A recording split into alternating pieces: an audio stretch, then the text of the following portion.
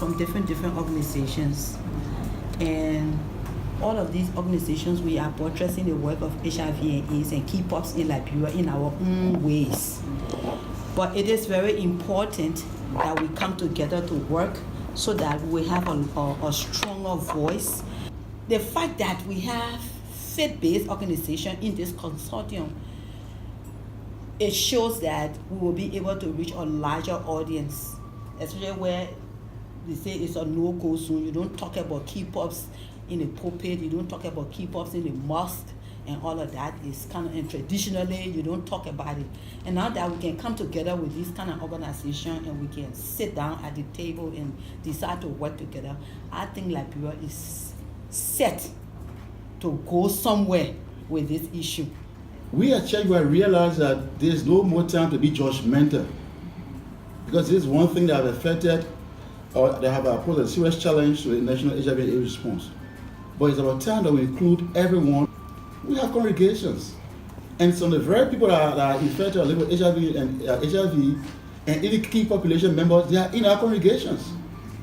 But if we stay in the congregations and preach negative messaging towards these people, are we going to make headway? Are we going to achieve the negative? No.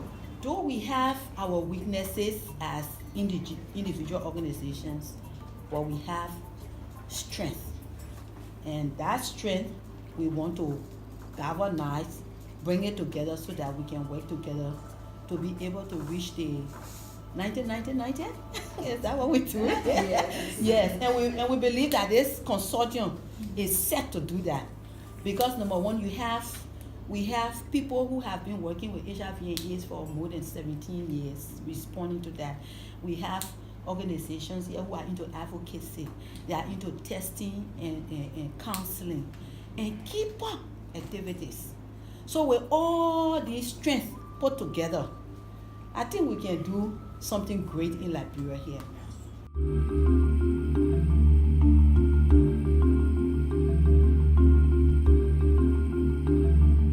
I welcome to see what comes out of this group, and I appreciate the collaborative effort from the building up of the proposal, because that is what is critical and often missing around that. I think a consortium like this is much needed because like I said, we keep coming to the groups and saying, yes, what we've developed for you to implement, versus saying from the beginning, what are the bigger picture that we need to look at. So I look forward to that and seeing how we can work together.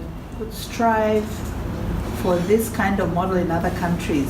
I think this is amazing, and I think this is worthwhile documenting to show that it's actually happening, and as a model for others to emulate, especially in Africa. Africa, the stigma levels are so high for key populations, and West Africa in particular, still HIV is so highly stigmatized and people just won't test. So to have the faith-based organizations come on board is amazing for me. And the best part is that you brought the PLHIV and the key populations to the table. I mean, that's huge. That's really huge. Because if we don't see key populations as part of our community, which we have articulated so well, really, they're not some distant, idea. So that is why it is very important to have this consortium organized, put together, recognized, and then we can start our work and reach places that have not been really reached in Liberia.